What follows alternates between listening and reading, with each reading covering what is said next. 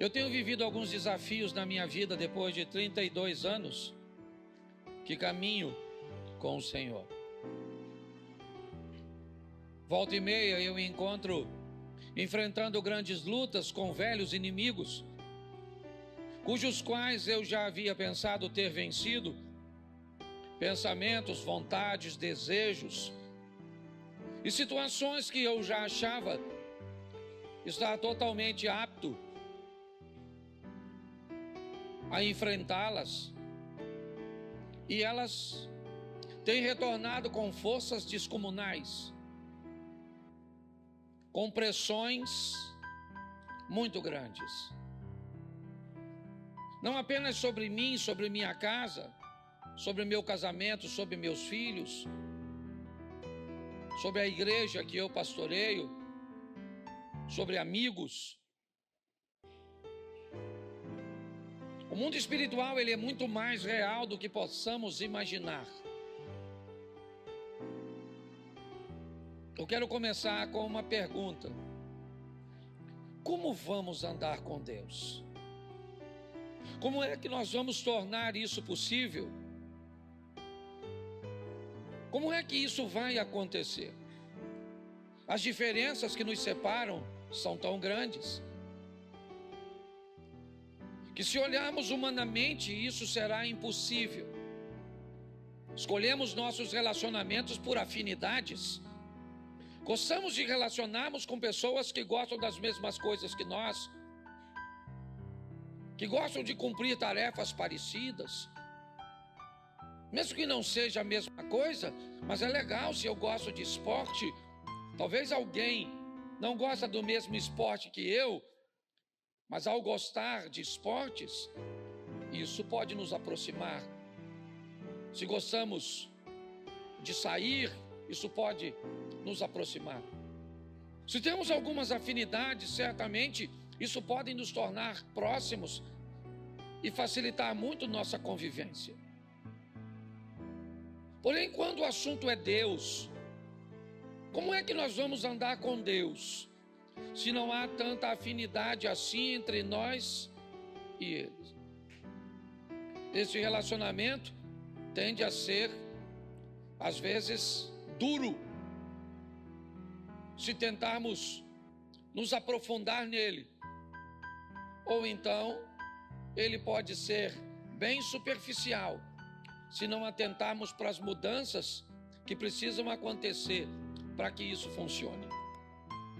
Vou te apresentar alguns textos que eu acho que vale a pena nós refletirmos. O primeiro dele é escrito pelo profeta Isaías, capítulo 55, verso 8. Põe na tela, por favor. Isaías 55, 8 nos diz: porque os meus pensamentos não são os vossos pensamentos, nem os vossos caminhos, os meus caminhos, diz o Senhor. Preste atenção, porque nós vamos aprender algumas coisas importantíssimas. Como é que eu vou andar com Deus e vou estabelecer com Deus um relacionamento sadio, se o que Deus pensa é diferente de mim?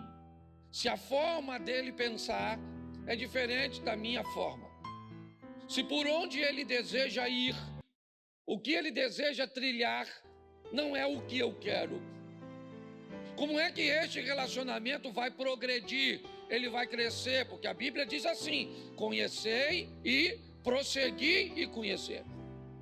Nós vamos viver de glória em glória, de fé em fé, onde a proposta é uma ascensão, um crescimento.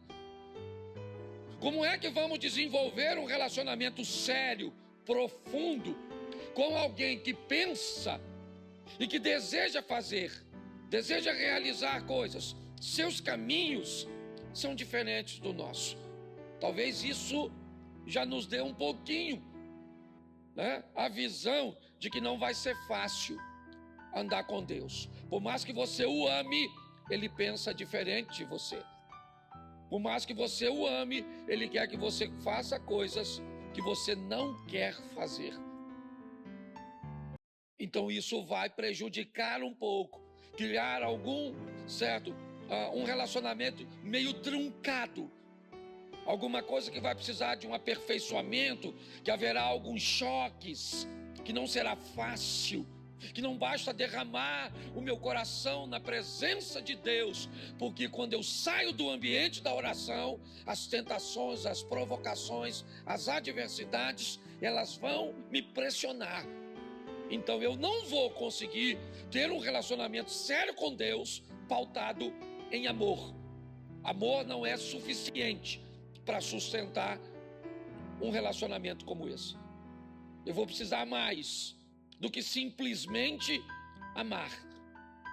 Eu vou precisar reunir minhas forças para entender como esse processo funciona e agir sobre ele, porque eu penso diferente dele e o caminho dele é diferente do meu. 1 Samuel capítulo 16, verso 7, vai tornar mais extenso essa lista de separação. Porém, o Senhor disse a Samuel, o profeta do Senhor: escute aqui, esse cara está velho nessa ocasião, mas deixa eu te explicar, ele ouve a Deus desde garotinho, ele não é um iniciante na caminhada profética, ele estudou muito tempo ao lado de um profeta muito experiente, chamado Eli. Ele foi treinado. Mas o texto está dizendo, está lá, ó, porém o Senhor disse a Samuel: não atentes para a sua aparência, nem para a sua altura, porque eu o rejeitei. Porque o Senhor não vê como vê o homem vê o exterior, porém o Senhor o coração. Olha só, se o pensamento dele é diferente do meu, o caminho dele é diferente do meu, agora a ótica dele, a maneira que ele enxerga as coisas é diferente de mim. Eu sou capaz de olhar a aparência, de acreditar que uma pessoa, pelo relógio que carrega no pulso, pelo colar que carrega no pescoço, pelo carro que colocou no estacionamento, pela marca da roupa ou da bolsa que carrega, os homens são capazes de avaliar as pessoas por isso. Deus diz: eu não vejo como vocês veem. Então, como é que nós vamos caminhar para um relacionamento que vá além do culto, que vá além dessas 2 horas, por dia, ou 4 horas por semana, com Deus? Como é que eu vou fazer isso? Como é que eu vou caminhar para algo mais profundo? Tirar essa água do tornozelo e subir um pouco mais, certo? Trazendo profundidade neste relacionamento. Pode ter certeza que isso não será fácil. Está esperando um ambiente fácil para começar a orar? Não vai rolar. Está esperando um ambiente favorável para ler a Bíblia?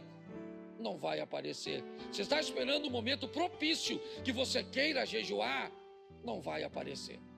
Se você está esperando um ambiente propício e agradável para você fazer as coisas que vão te aproximar de Deus, prepare-se para se manter distante. Porque as coisas que precisamos fazer para estar mais próximos dele, nós não estamos desejosos de fazer. Mas pastor, então tá certo. Como é que nós vamos andar juntos então? O Senhor já nos disse em 2 versículos que não há afinidade entre nós, mas ainda assim eu quero andar com ele, ele quer andar comigo e eu estou interessado nisso. Então eu vou te dar mais 2 versículos. O primeiro, Ezequiel 33, 11. Põe aí.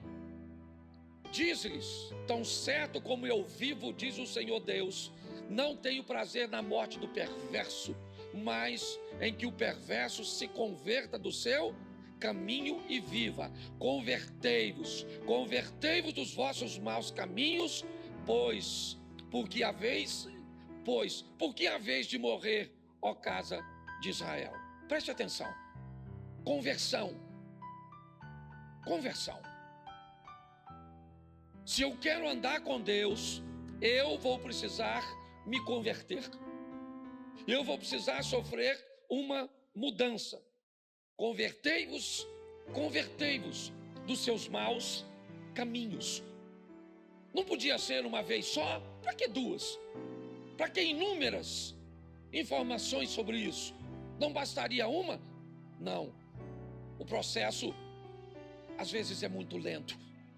Algumas pessoas podem estar mais atoladas, mais aprofundadas, num ambiente hostil, perverso, desafiador do que outras, traumatizadas, presas a consequências de seu passado.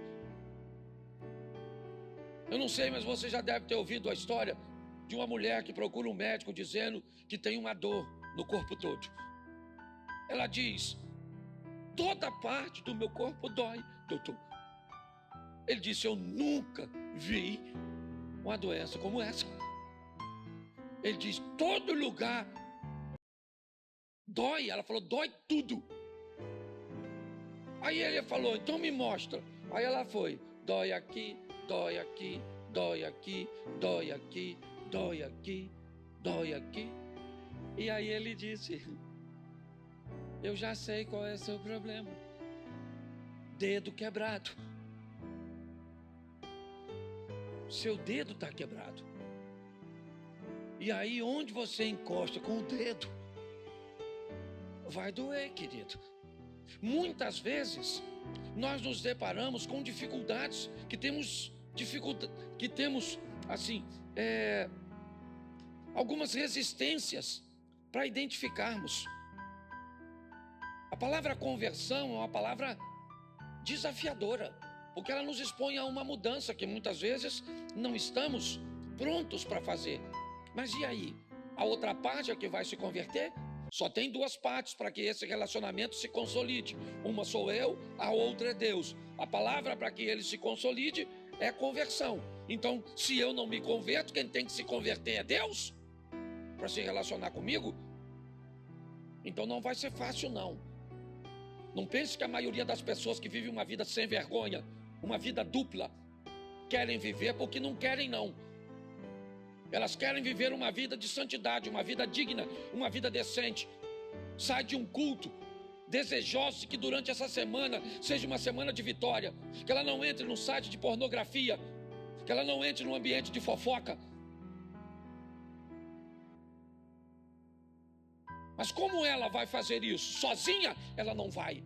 As forças de oposição são muito maiores do que a dela.